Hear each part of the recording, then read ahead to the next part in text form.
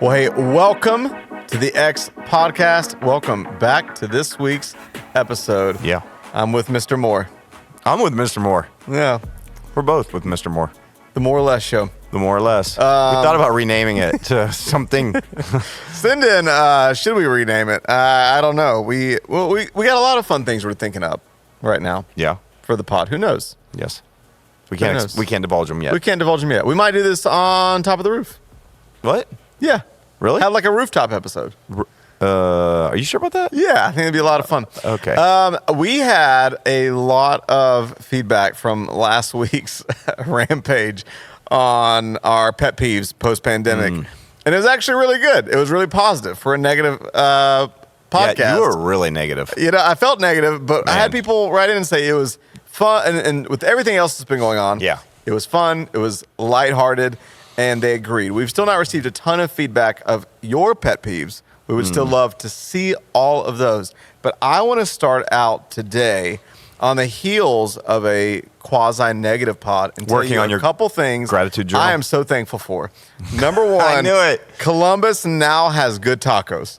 Oh, yeah. Torchy's Tacos, one of my favorite places whenever I would go to Dallas or Denver, is now in Columbus, Ohio. It's in Polaris. It is condados the way God intended. Yeah. It is everything condados has ever wanted to. I am not a fan of condados. So overrated. My family loves it. You look at it, not good. You know where condados is really good? In the descriptions on the menu. But then when it turns into food, the product is below everything you could ever hope for. I'm with you. But Torchy's Tacos, the finale of Stranger Things season 4. Oh, was so excited. Oh my gosh. You've deprived yourself. You didn't watch it. I have not watched Stranger Things. And it's just been a very fun summer. We got to go to Daytona Beach. Yeah. A few of us last week to catch part of Passion Camp. Yeah, that was a bunch of incredible. Our students went, and that was incredible. Been some beautiful weather lately. A little bit of rain this week, but beautiful weather. What are two things you're not like in the UK. No, UK. Where it's 104 degrees and they don't have air conditioning in their houses. Yeah, the runways on some of the airports are melting. Well, I'm sure they're all blacktop and whatever their mixture. They're not used to temperatures like this. Yeah, and especially, probably you're aware, right now, Europe is having record heat wave. Centuries. Record temperature. Setting. So some they've ever had. I mean, in London, usually around this time, it is 70 degrees. And they're clocking at 104 degree temps, and which makes subways untenable. Yeah. I also heard someone say, I heard someone who lives over there right now talking about it, and just, London is very old. The houses, almost all of them were built. Europe isn't designed for this level of heat. They were built long before central air. It's kind of not like we have here. And there's, mass impact because very few places have air conditioning right now. The subway system doesn't have air conditioning. No, I mean, most of the stores. Yeah. I mean, like the grocery stores do and a few of those places. But so in the homes, people don't. You think about, people that have conditions and elderly people and, kids and they're trying to cope with it. Yep. So France, I have a cousin that has a place, goes over every summer. France, they don't have air conditioning at all. And, they said, of course, this is a topic for another time, but there's this famous quote right now by a scientist that this is proof, because Europe, more than any other continent in the developed world, really maximizes and prioritizes climate care. Yeah. And it's really interesting in the Western democracy. Unlike the U.S., both the liberal parties and the conservative parties make it a priority. There's this kind of famous quote right now that the climate has no respect for borders. It does not. What we're doing around the world is influencing I would us love all. to do an episode on climate change sometime. That would be fascinating. I just feel like it's become such a political. I don't know. It's become political cannon fodder that maybe we could. We'll do a little research first, but maybe we could come and just talk about some of the things that are happening, because you see it. I've been telling my wife about Lake Mead, and Lake Mead is all but disappearing. It is right now. It's about 170 feet below level, Last time I was out there at Hoover Dam, you could see the white outline on all the limestone or whatever it is in the canyon of where the level used to be when Lake Mead was at its highest. A big reservoir that was created from the Colorado River that they used for the hydro plant of the Hoover Dam to actually generate power for Vegas, for California, for not the only place it gets power, but significant amount of power for a lot of the West Coast. And the turbines and everything in the Hoover Dam are like running about 25% power, which I don't know if you saw that on the news, but one of them caught fire. No. Huge explosion at Hoover Dam. They put it out, but one of the turbines caught fire. And so the water line has been receding at Lake Mead. It's been a massive, long drought that we're not talking about 1 year, over years, that they say is impacted by climate change. And so the water line has dropped. They said if you go through in Lake Mead in the canyon area on boat now, you can look up and see where the water line used to be, and it's as tall as a 15-story building. Wow. So the water line has dropped more than a 15-story building. And it's like right around 1,040 or so feet above sea level. Wow. They said if it gets down to, which they say it's very likely it will in the next few years, if it gets down to around 900 or 900 something, it will stop sending water to Hoover Dam. And if that happens, we're talking about power for millions and millions of people is going to be shut off. Yeah. And so it's actually getting really critical out there. Read up about Lake Mead. It's fascinating. Another major sea, meaningful to both of us, that's receding. You know what I'm talking about? Hairline? What'd you just say? Another major sea? A major sea? Yeah. Okay, that's receding. You're talking about the Dead Sea? Were you talking about our hairline? I don't know. You just said, I missed that part. You just said something else receding. Another major sea that's meaningful to you and me that's receding. Okay. Is the Dead Sea. The Dead Sea, yeah. They say at some point it's going to be a salt flat. Yep. That's been receding for years, decades. So anyways, maybe that's another topic for another time. But receding hairlines. Receding seas. There's a lot receding. I listened to a podcast episode last week off Chad Veach's Leadership Lean In. So shout out to anybody that wants to invest in your leadership. It's a great leadership podcast. Chad Veach out of Zoe Church in LA. But I loved the title of his podcast. It was called Lately I've Been Learning. Yeah. And the whole thought was, as a leader, he always wants to have something in his pocket. He always wants to have something in his heart, in his mind, that the leaders are learners, leaders are readers, leaders are always leaning in. And he had just come back from a conference, and he shared 4 or 5 things he'd been learning. And so I think I told you earlier, I kind of wanted to just shamelessly take that and run with it. Okay. And lately I've been learning. And I think one of the things, this is not a subtle like back pat, but everybody's wired differently. But I think me and you, one of the things that we have in common is we have a pretty weirdly insatiable appetite to learn. Yeah. And I love learning. To study and to enjoy the life of the mind and to be curious about all things. And so I'm curious for you. And it's kind of a broad place to start. Yeah. But lately, Tim, what have you been learning? What have you been? Lately, I've been learning how to how would I just say this? Lay decking boards. Lay decking boards. You worked on your back deck. I'm trying to. I saw that. It's been quite an educational process. Yes, I had a mentor that whenever you'd come out of a bad crisis or situation, it was true, but it always made me laugh. I'd say it was Clint. I was like, Clint, how did that go? That meeting or that conversation or that? He goes, educational. Son, that was an educational experience. It's been an educational experience for me.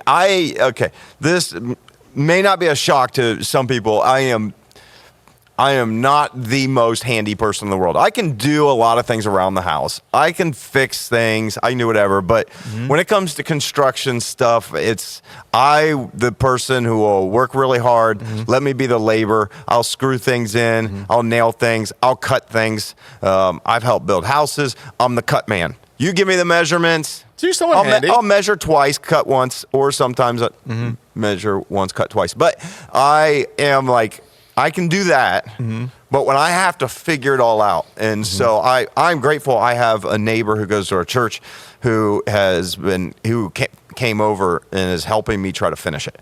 But because I thought, okay, what's wrong with me when I would spend 4 hours and I would get a small section of these really complicated steps done. And then he came over and brought a neighbor and their construction people. And all three of us were working on it for like 6 hours. And I feel like we got a little bit more than that done.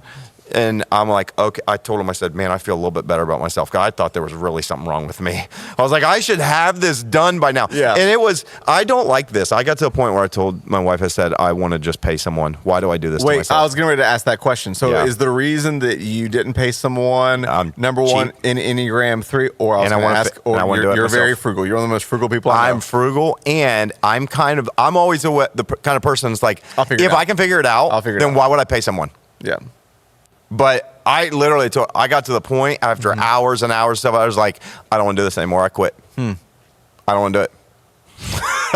I said, we have to find someone. And then she would start talking about people. She was like, well, I can find this person, but this is probably going to be expensive. I'm like, let me ask someone else for help first. So interesting. Yeah, I just want to get it done now. I'm over it. My similar parallel to that, I suppose, as far as just life, what I'm being forced to learn is home mortgages and lending and all that kind of stuff. You're telling me need to put down roots potentially in Ohio. So I've been looking at the possibility of home ownership, and met with a lender. Been talking for the last couple of weeks, but met with a lender in person yesterday, and just looking at the difference of conventional loans and FHA and all the things that come down to a closing cost when you put in taxes and interest rates and title and just everything. And it is an educational experience. If you haven't done it before. To just even, I'm downloading Realtor.com and Zillow and what is this universe I'm looking at? So that's been my. And then one day when you get into it, you'll be doing the house projects. No more going to a coffee shop. You're going to be fixing stuff at your house. See, that's where I'm not as frugal. You're going to have to turn your house into a coffee shop. See, I want to be frugal with my time. I want to say, what am I going to prioritize? See what you can afford when you get in it. That's a different story. That's true. Different story when you... Well, you really start learning how much rates and interest and construction has gone up. A lot. Because I'm talking to a buddy that bought a house a year ago, and I'm comparing with what they said, and it's a different universe from a year and a half ago. But of course, little known fact, I guess they're not reporting in the news because it's not hysteria, is they are starting to stabilize. They are starting to come back down. Interest rates have dropped down some too. Yeah, and people are starting to realize, holy smokes, it's expensive out there. Yeah. And I think it's starting to slow down the market. That's the whole goal. You know. I think that's the whole goal. Yeah. So that's been interesting. Also, so I've been learning how to redeck. You've been learning how to redeck. It's miserable. I've been learning how to buy a deck. And you're learning how to buy a house with a deck. Yeah, that's it. What I think I've been learning. So I'm that person. I don't know why. I just feel weird whether on social media or ever really talking about stuff with. You've been learning TikTok dances? Well, no. All right. No stuff with fitness because I never want to be that guy. Not that there's anything wrong with it, but I'm never the person that posts anything at the gym. But I met someone because I have some friends that do competition. I will never do competition, but I met someone that offered for a really good deal to help be a trainer, not necessarily in the sense of they're with me with workouts, but from more of the sense of a nutrition coach, accountability person.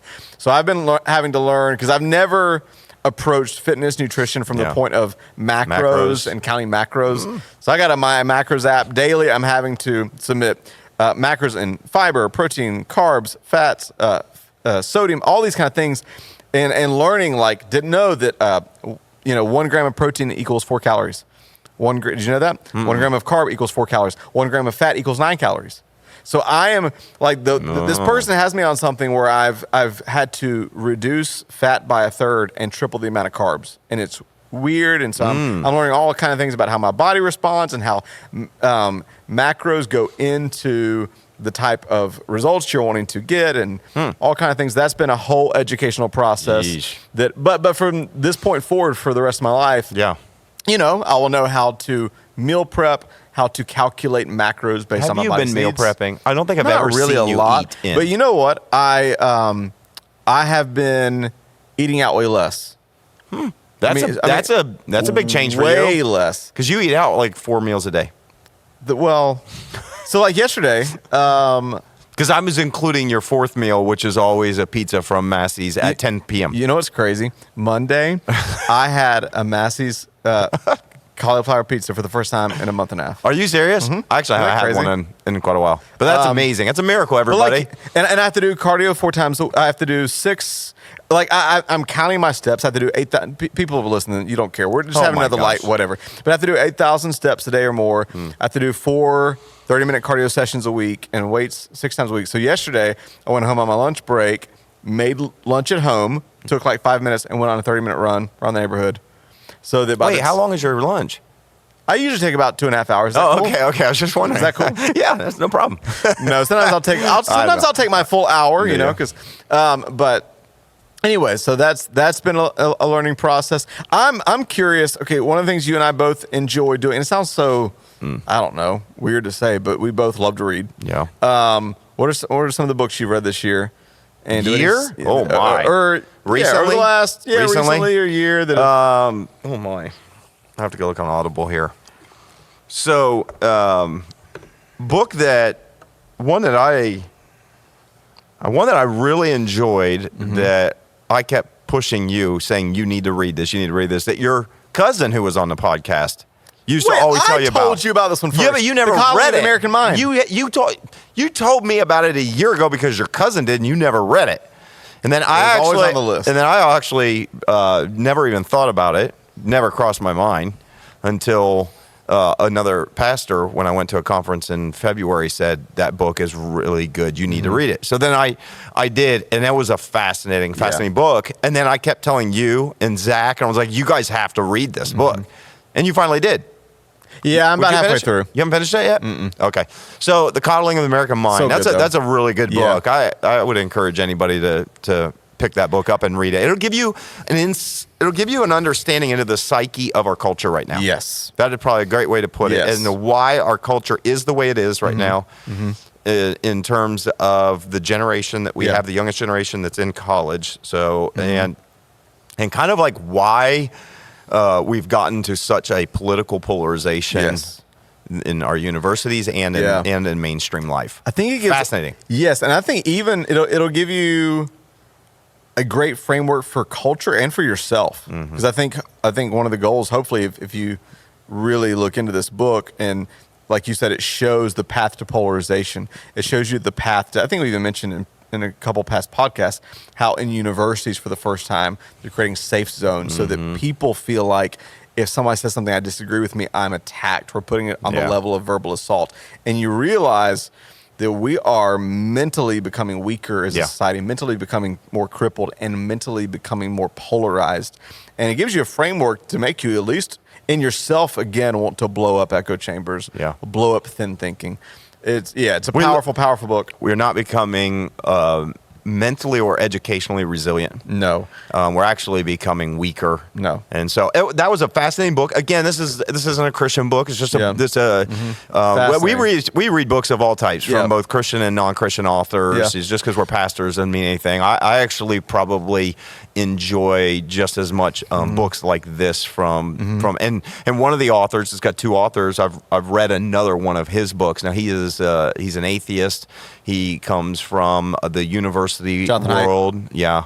But I thought his book, The Righteous Mind, I didn't like it as much, but I thought it was pretty, there were some very, very interesting things that he brings to light in there. It's called The Righteous Mind. And it's not about any one side or even political being righteous. It's about the thought that my way is the right way. Yeah. And the way I think is the right way to think. And I can't even understand. It's part of it takes another level, a much deeper psychological level, on why it is that both from liberal and conservative, he kind of writes it from a perspective of like a left and a right, a liberal and a conservative point of view, and of the way we view each other.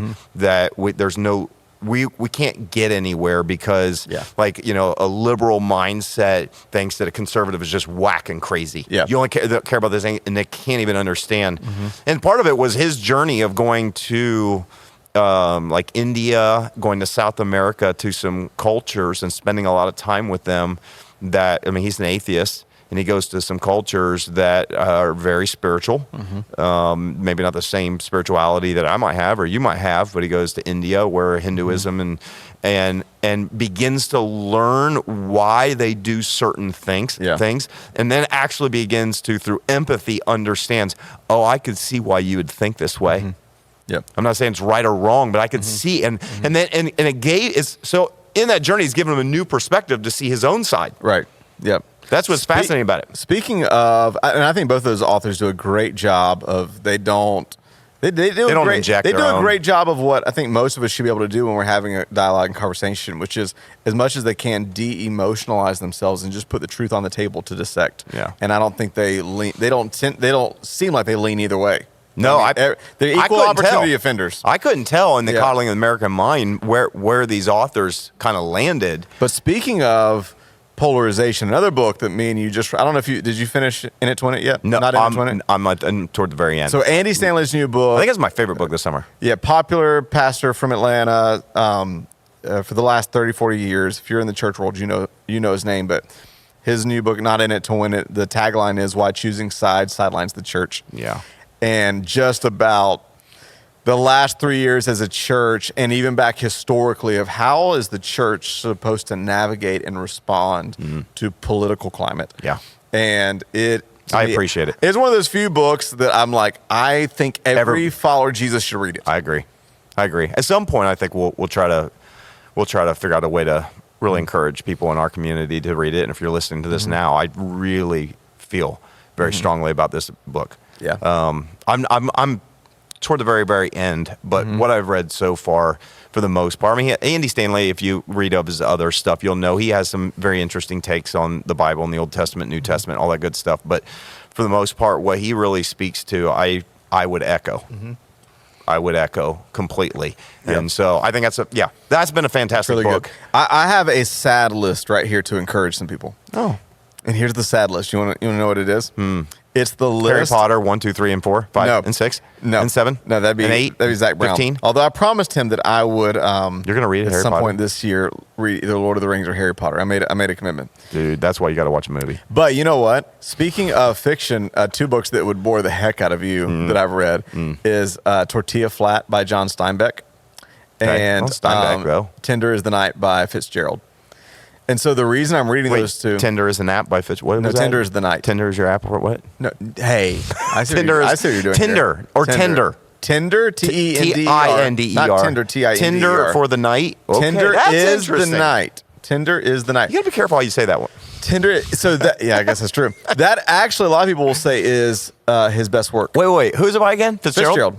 So how old Gatsby, is this? Great Gatsby. Yeah. So both of these are early American. Yeah. Not early American, but old American classics. And I really fell in love with going back to old American classics during quarantine. It's kind of an escape, but also because I'm not really talking a whole lot about it yet, but I am in the process of writing the next book, and I'm a big believer that a lot of times your quality and level of writing is congruent with your quality and level of reading. Well, and because half of your book is fiction. Oh. See what I did there? Did there. Okay. Yeah. You have to tell me though. Yeah, if no, you none of it's fiction. But I'm more of a nonfiction. I love the memoir style nonfiction. I love the nonfiction. Books. Yes, but I like the. I need to force myself to read those old. I mean, to me, those are two of my literary heroes. Like to me, John Steinbeck is the greatest writer of all time. Fitzgerald's close behind.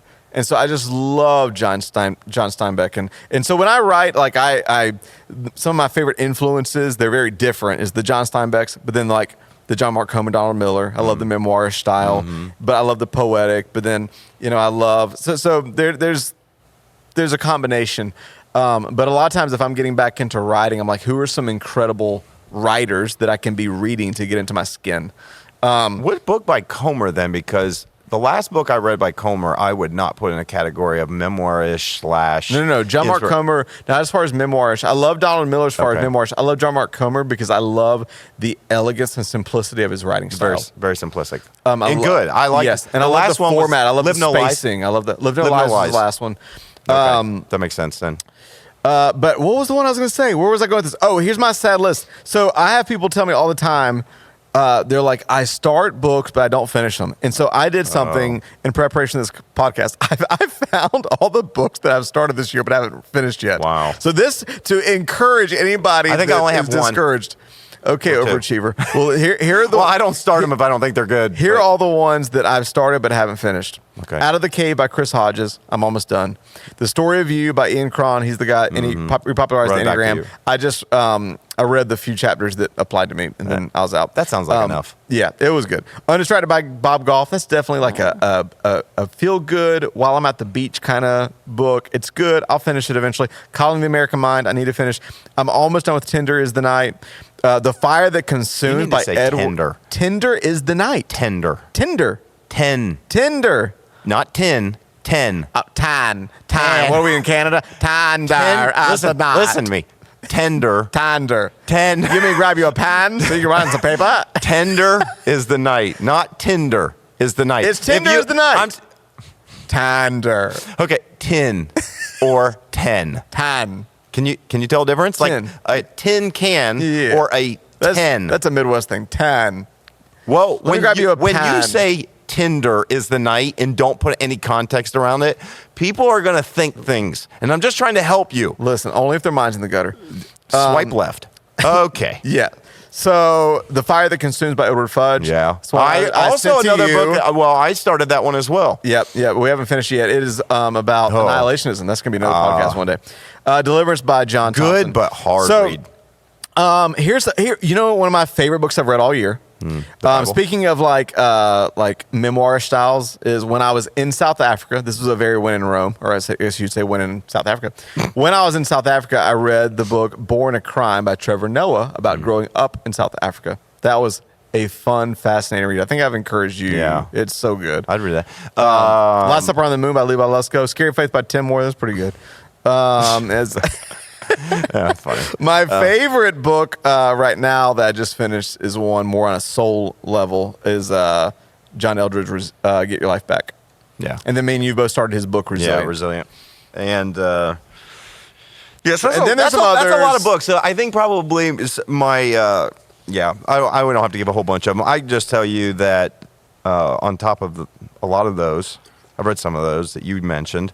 The Defining Decade was a fascinating book, especially if you... Zach keeps talking about that. Yeah, I forced him to read it, especially with him doing the kind of college age type career, exco type stuff that they were creating at the X Church.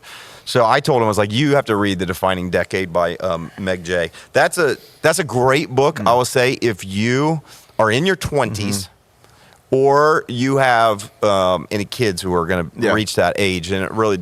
That's a fascinating book where, you know, it's from a therapist who has been kind of doing counseling with people and in their 20s and 30s, and how a lot of them approach that decade thinking it's the decade to have fun and don't realize how far they get behind in life and how they aren't happy when they're 20 years later, 10 years later. So it was a great book, Defining Decade. What else did I do? I listened. What are your podcasts right now? Oh, sorry, I know you're going to books, but... Also did, I was going to say, I'll finish with this one. I mean, I did another Malcolm Gladwell book. I like a lot of his, David and Goliath. That wasn't my favorite of his. Someone sent me that as a gift. I've not started it yet. Yeah, it was probably my least favorite Malcolm Gladwell book. Really? Yeah. But I've read about 4 of his books. That's probably my least favorite. Tipping Point is your favorite? I like Tipping Point and Blink. I don't know which one of those. I did the Bomber Mafia as well. I heard that's great on Audible. It is. It's great on Audible. I don't think I liked it as much as probably Tipping Point. I think I like that one better than Blink. I can't remember. But David and Goliath probably my least favorite of those. Wasn't a bad book, though. And then People to Be Loved by Preston Sprinkle. Yeah, was a fantastic book. You haven't read that one yet, but... that book about homosexuality and really talking about affirming and non-affirming view and how to relate to people that maybe you have a different view. Yeah. If you have a non-affirming view of homosexuality. Again, it's a kind of a faith-based, and it was by a biblical scholar who addresses it. So that, to me, that was a pretty fascinating read. Well, one of the things I know we were mentioning earlier, things we're kind of being forced to learn because of life, deck, homes, all that kind of stuff. Yeah. But we're also, I feel like one of the things that we're being compelled to learn on is things from a cultural level. Sure. I'm sure, just like everybody else, at least I hope, I've tried to re-engage my education when it comes to abortion and all things pro-life and pro-choice. And I mean, I don't know. Sexuality. I don't know if we should say this from here, but I was going to say one of the things we're doing as a staff and as a team is we've invested in, literally, no exaggeration, about 15 books that we as a staff are devouring, studying, reading, and we're going to spend this fall on the issues of sexuality and gender, just as a team, to learn, say, okay, here are our convictions, here is our understanding where we can build empathy, here's our approach, here's the way we think about these things. Right. That's compelled us to educate ourselves on those kind of things.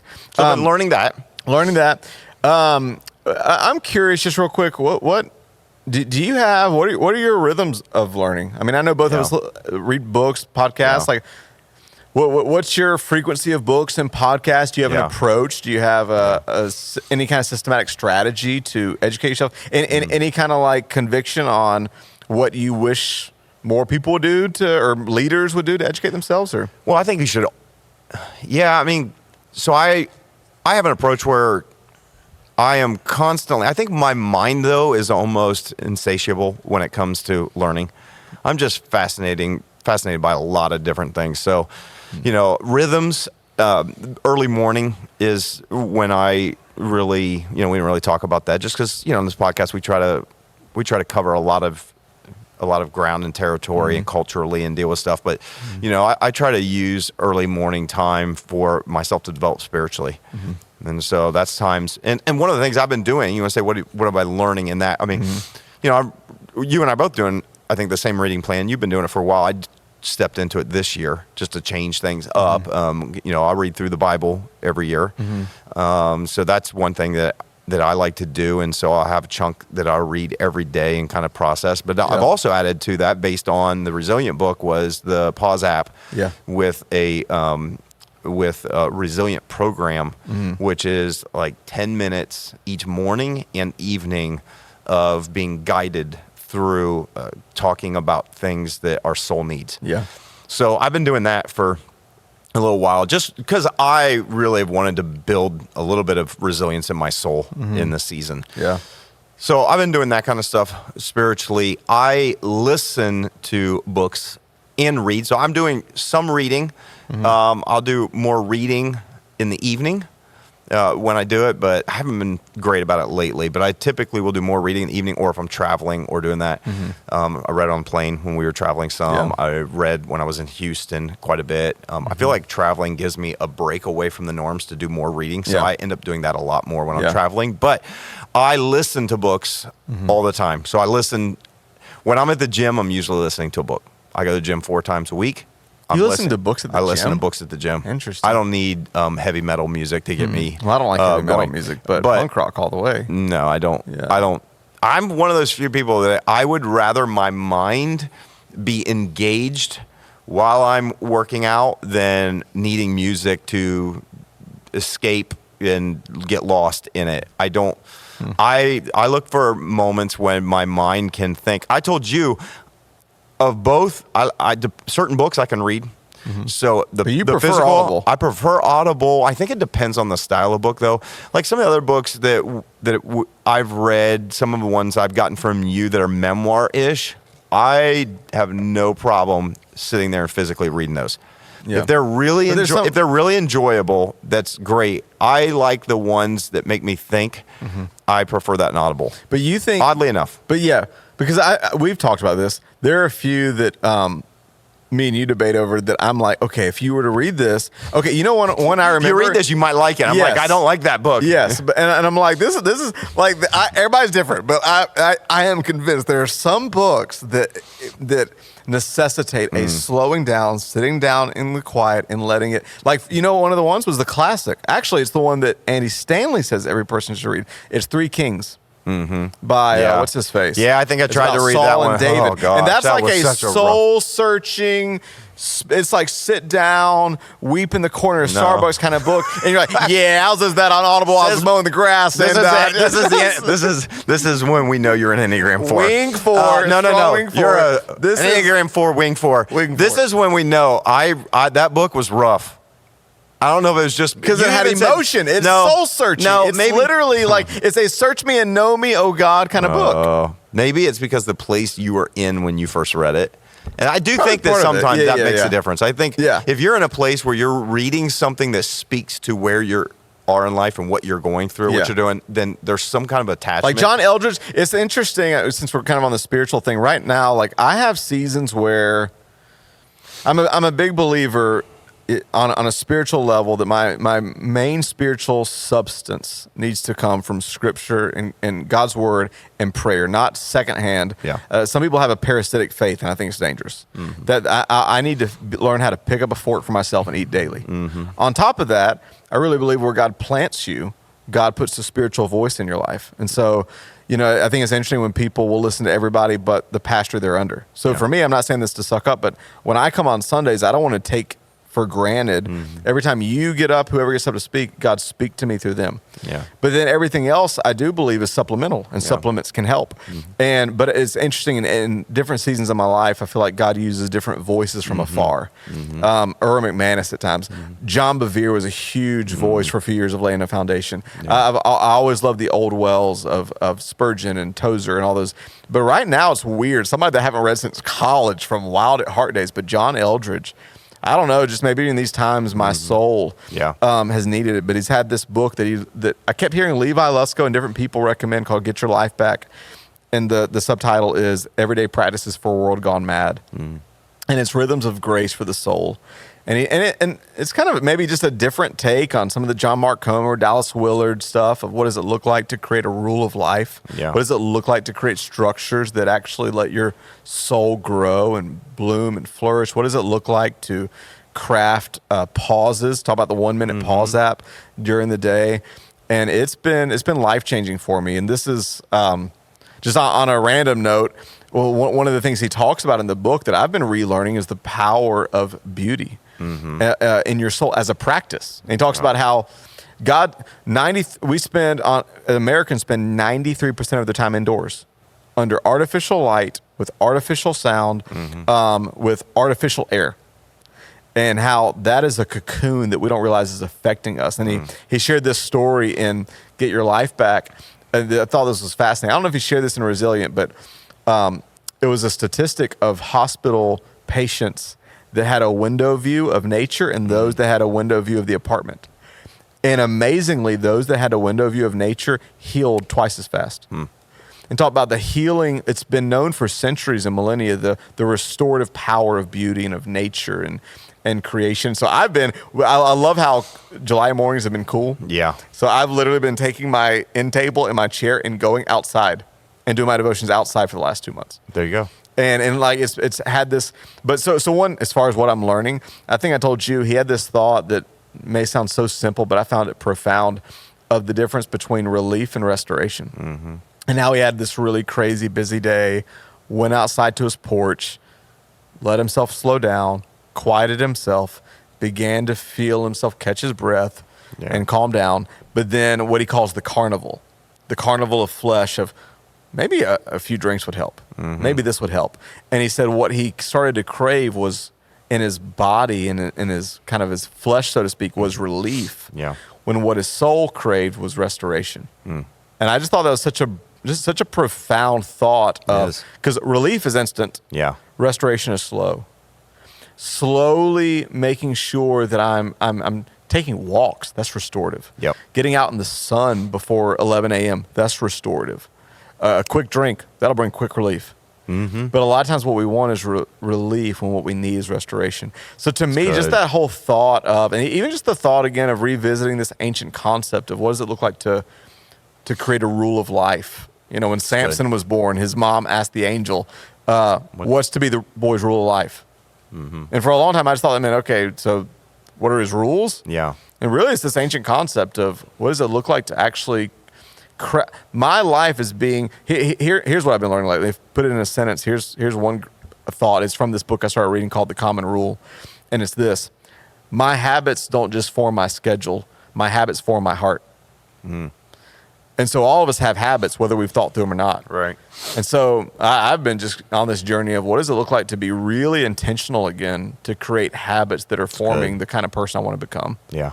I'll listen or read his other book when I get done with Resilient, because I'm finishing it, but it already sounds better than to me than probably. I mean, Resilient's got some good stuff, but I told you it probably isn't a book that I connect with as deeply. Yeah. But so here's a couple things. These are just, if you want some like sound bites, what I've been learning. Restoration is better than relief.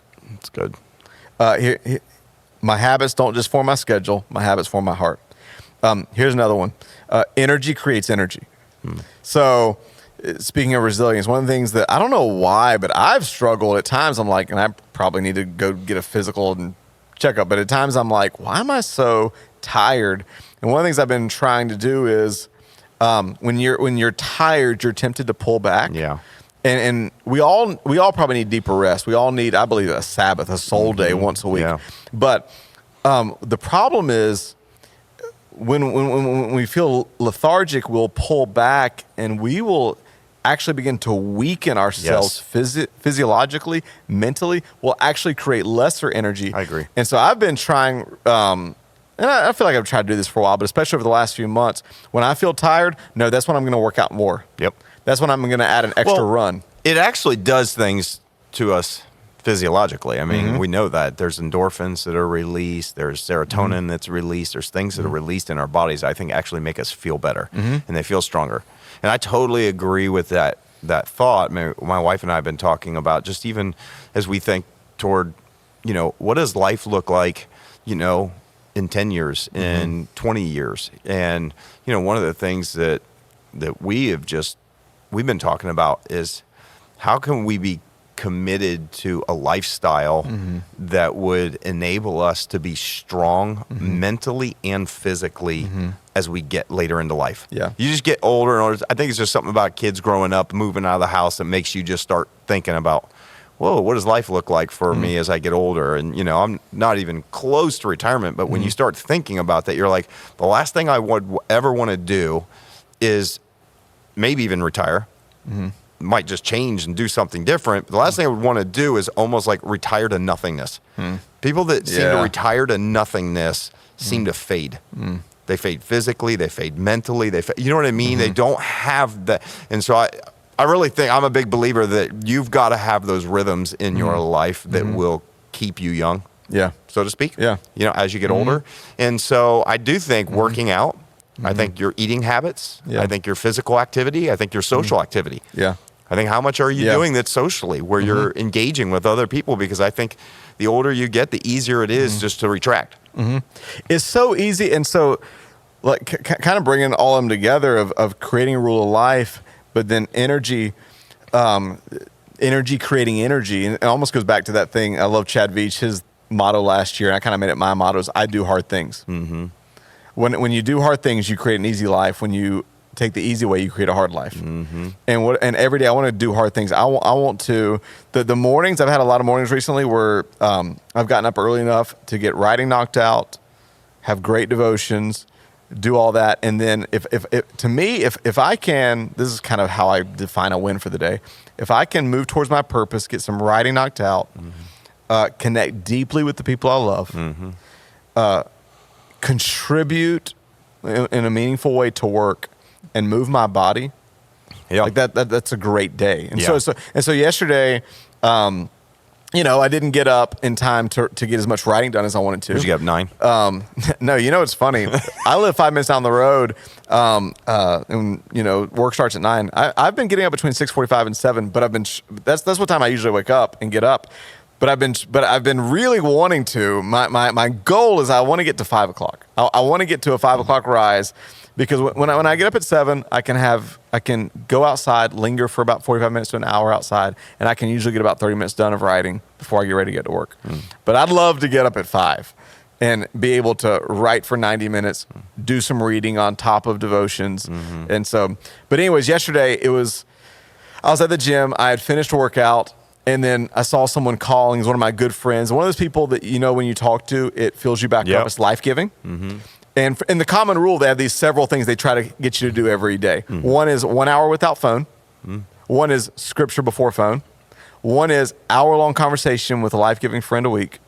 One is, it's like all these things. Yeah. And I almost declined because I'm like, I was just so tired from working out, and I was like, I still need to get in the sauna. And then it hit me. I'm like, no, this is. Sorry, I love the sauna. Yeah, you do love the sauna. And you work out for 10 minutes and you sit in the sauna for an hour. No, I'm just kidding. And I was like, no, I need to. And so I've been.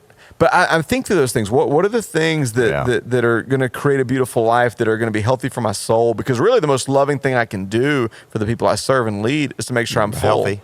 And so I was like, no, I'm going to prioritize this. What does it look like? The phone calls of the people that would fill you up, prioritize that. The foods and the exercise that would create energy in you, prioritize that. Yeah, it's good. I don't know. Anyways, those are some things that have been really big. So I think the takeaway is, don't take summers off. Mm-hmm. Even if you're a teacher, right? Don't take summers off. This is a good time to lean in. I guess it would be any time. Mm-hmm. We'll probably do this year round, but I think learning should be an ongoing part of your life. Well, to make that part of your life is learn, constantly learning. But for you have any in your brief in your pocket kind of things, just maybe even just on a soul level or a life level, mottos or quotes that stood out to you that's been helpful for you, or even on a spiritual level of this is what I feel like God is doing in me that's been. Yeah, I think as I've been kind of going through the book Resilient, one of the things that's been really speaking to me is this idea of, I don't want to give too much because it's actually a concept that I'm really working out. But I think that there's another level of attachment to God that I don't know that he says something in there, and he makes reference to Dallas Willard. Mm-hmm. I don't know if you got to that part, but there's a part in there where he talks about a guy who's with Dallas Willard right before he's about to pass away. And Dallas Willard, again, you want to talk about someone very well respected as a theologian, a thinker, a writer, all this stuff, right? And Dallas Willard tells this guy, which he ends up turning around and writing a book. I really want to get this guy's book. I can't remember his name, who was with him, that what he discovered at the very end of his life was perhaps the most important thing that he had, a concept that he had realized had come to in his entire life, which you think all the things that Dallas Willard kind of has really tried to, I just feel like in the 20th century was a pretty significant voice when it comes to formation, our life, and in spiritual things, and so, and he kind of talks about this idea of attachment to God. And he was like, he knew he was at the end of his life, and he said, I can't write about this. I want you to write about it. I have other books that I'm trying to finish, but it's possibly the most significant thing.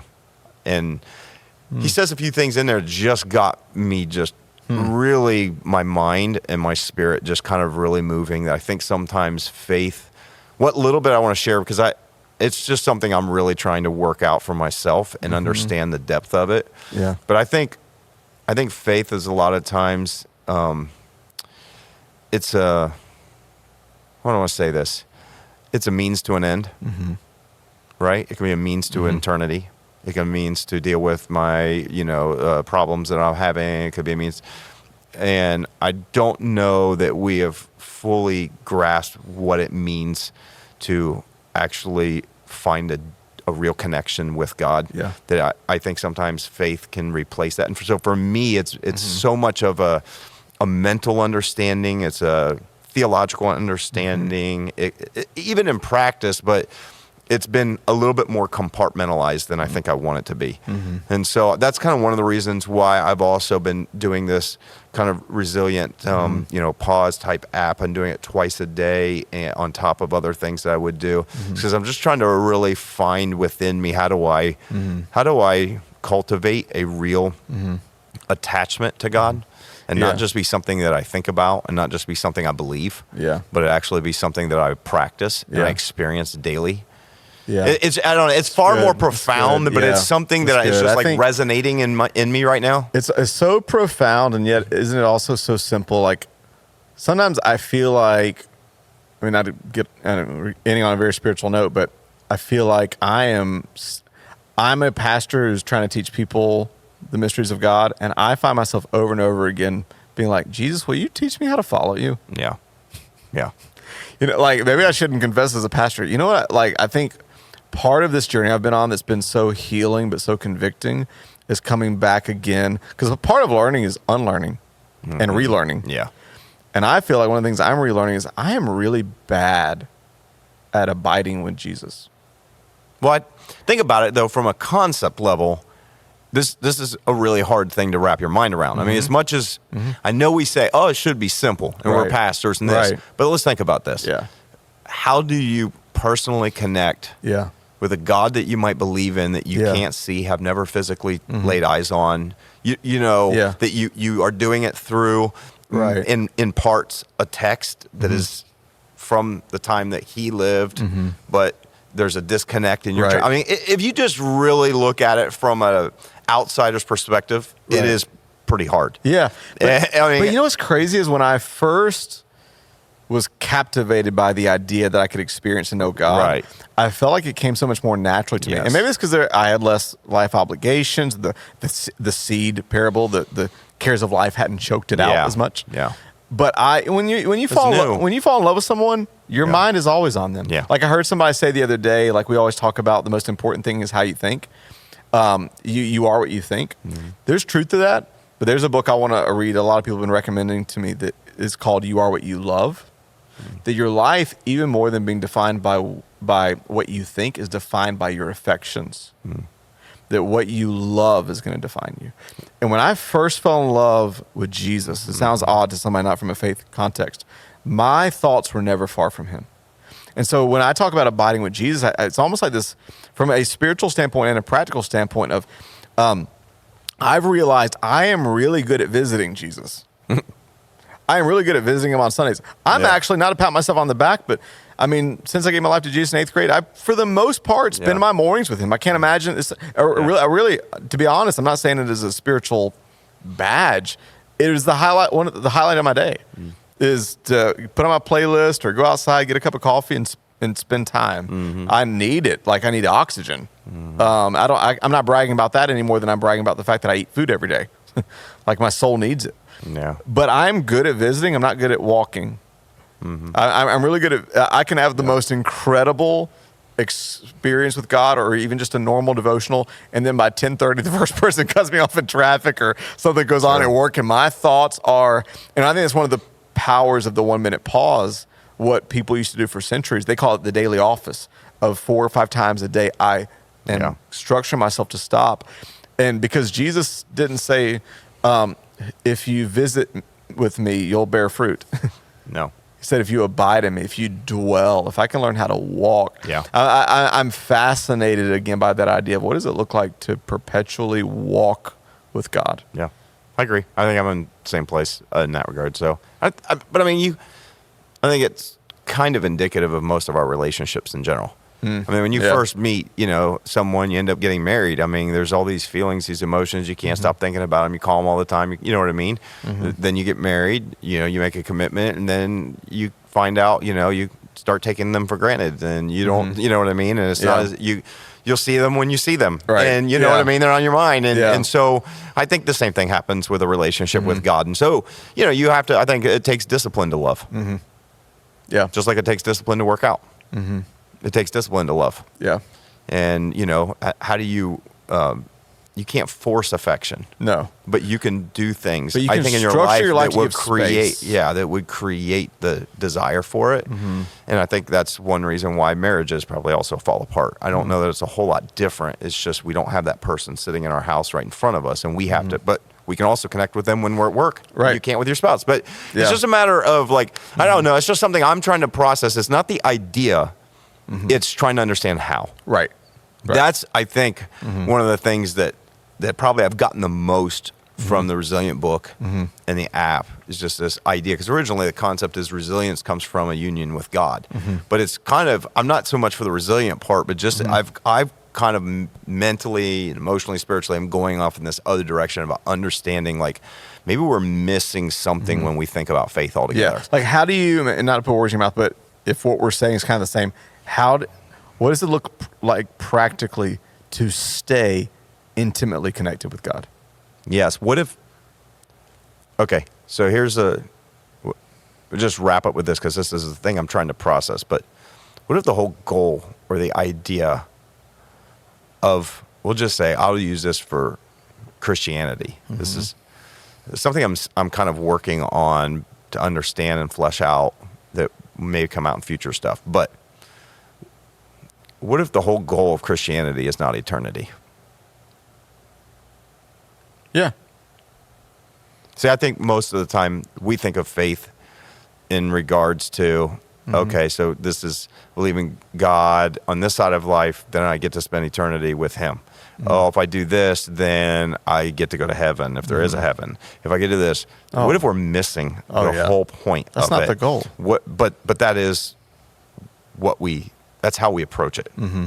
That it is do this for this. And then we come alongside and try to say, oh, but now that you did this, here also, why don't you cultivate this? Well, what if that is the goal and we don't even think about eternity? What if you're already living in eternity? But you do believe in eternity. I didn't say. I said, what if you are already living in eternity? It's a completely different concept that I'm wrestling with. It's a mix of words, but it is a different perspective. Well, Jesus said, I have come. Here's the reason. And he has several verses like this, but one of the main ones is he said, I have come that they may know you. Mm-hmm. So he actually, kind of on your point, John Ortberg, it may have been John Ortberg they're talking about with the Dallas Willard because he was a disciple of Dallas Willard. But John Ortberg wrote a fascinating book that really changed my paradigms last summer called Eternity is Now in Session. I don't know if that's what I forget. I think it was somebody else's name, but I've not read that. But that's kind of that book because that book shredded the whole idea of we need to pray a prayer so we can get a ticket to go there. That's kind of what I'm saying. That's not how people looked at it back then. That's not how the writers of Scripture looked at the gospel, at eternity. Yeah, it's a beautiful repackaging of what he believes the gospel was really meant to be. But he talks a lot about that of eternity, and I think, of course, John Ortberg says it like this: that he would say the goal of Christianity is union, oneness with God. Mm-hmm. How am I? John Ortberg or John Eldridge? John Eldridge would say union with God. And so I'm taking that, but then I'm processing it in light of what we understand about faith, right? And I don't know. It's I'm just ruminating in that. Right now. And that's a season of what's challenging me. So that's good stuff. There's a lot. I mean, I think we all should be growing, right? In all areas. Yeah. Like I'm trying to, physically working on the house, emotionally, our soul. Yeah. How are we working on that spiritually? Mm-hmm. There's no, just because I've been following Jesus for 30 years doesn't mean I'm even one step closer to where I need to be. And so there's always new parts, and I do think that we all experience God or spirituality differently. Sure. And I think that's based on how we're wired. Mm-hmm. And so for me, one of the things that really makes me feel closer to God is a lot of times is dwelling on thoughts and perspectives of God and life that would change. I mean, I think it needs to still change my actual life, but like things like that are ways that I actually feel like I get closer to God. I think everybody's a little different. Some people I experience it more when I'm in nature and I'm this. Some people experience it more in worship experiences. Some people it could be, for me, probably one of the more significant ways of when new perspective and revelation, whether it's reading in Scripture or something comes alive inside of me, I feel closer to God through that process. Yeah, and I think, wouldn't you say, though, because everybody's different, wouldn't you say, not as a devil's advocate, but some people wouldn't you say there are certain aspects of how we're all made as human beings that we all need some of these things? Oh, yeah. But all of us maybe have one thing that helps us more than others. Yeah. Like I've heard some people say, I just say this because I've heard some people say, I don't really get much out of music and singing. Yeah. And I'm like, okay, I get that. But from a faith perspective, that's one of the ways that is it Be Real time? It's Be Real time. Be Real time. So, okay, right at the end of this episode is Be Real time. So, hey, pose.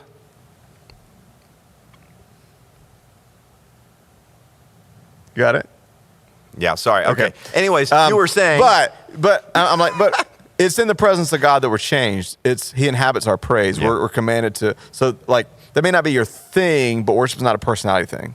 It's a response to faith thing. And it's not about you. And it's not about you. So. And I bet if you won $1 million, you would quote unquote worship.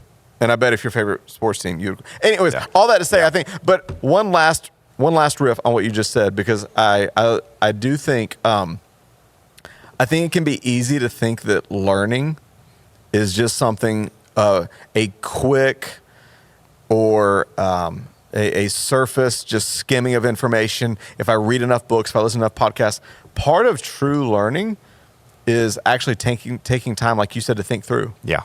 To ruminate. I think one of the about things these I've been things. like. What was it Paul said when he was? I think he was writing to is either Paul or Peter, and he said, and this is one of my favorite verses. He said, "Think over these things, and God will give you understanding." Mm-hmm. And I wrote down in my notes one time,